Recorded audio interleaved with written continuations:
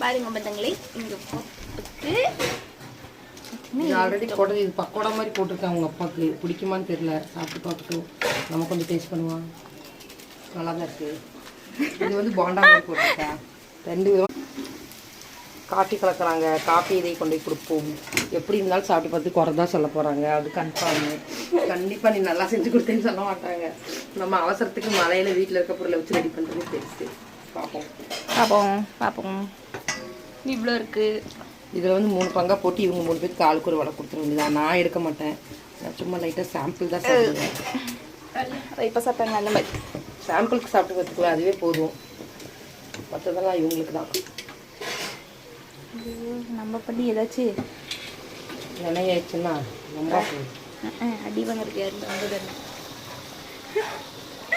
சிவா பார்த்தீங்கன்னா டீ வைக்கிறா. டீ இல்லை காஃபி. சாரி காஃபி வைக்கிறா. என்னத்துக்கு பொங்கி ஊற்றிருக்கோம். பாத்திரம் எடுத்து வரேன் பார்த்துக்கோன்னு சொல்லிட்டு நான் ஃபோனை பார்த்து நின்றுட்டேன். ஆனால் நான் காப்பாற்றிட்டேன். அதுதான் அம்மா. அதுதான் அம்மா. அம்மாவுக்கு ஒரு இடத்துல கண் இருக்காது. பார்த்தீங்கன்னா பக்கோடா மட்டும்தான் அவங்க அம்மா. ரெடி.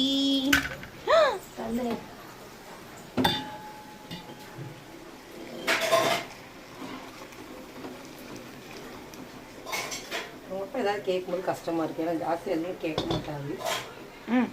கேட்கும்போது ஐயோ பாவமேன்னு தோணுது. அதனால் கேட்குறத செஞ்சு கொடுத்துறதுலாம். நம்ம வேற ஒரு தட்டில் வச்சு கொடு. சரி சக்கரை எங்கள் அப்பாவுக்கு தட்டு எடுப்போமா? இதெல்லாம் வேண்டாம். அப்பா சர்க்கரையை போடு. இல்லை சர்க்கரையை போடலாம்.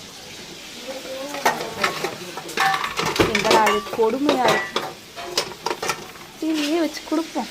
Blue colour my favourite. ஏய் பிளாஸ்டிக் தட்டில் வைக்காத, சில்வர் தட்டில் வச்சு. சில்வரா? சூடாக இருக்கிற பொருளை பிளாஸ்டிக் தட்டில் எப்பவுமே வைக்கக்கூடாது. சரி ஓகே வந்தாங்களே. நாங்கள் போண்டா சாப்பிட்றோம். நீங்கள் உங்கள் வீட்டில் செஞ்சு சாப்பிட்டு பாருங்க. பிடிச்சிருந்தா லைக் பண்ணுங்கள், ஷேர் பண்ணுங்கள், கமெண்ட் பண்ணுங்கள், மறக்காம சப்ஸ்கிரைப் பண்ணுங்கள். பக்கத்தில் இருக்க பெல் ஐகானை கிளிக் பண்ணுங்க. பாய் வந்தங்களே. பாய் பாய் பாய். பாய்.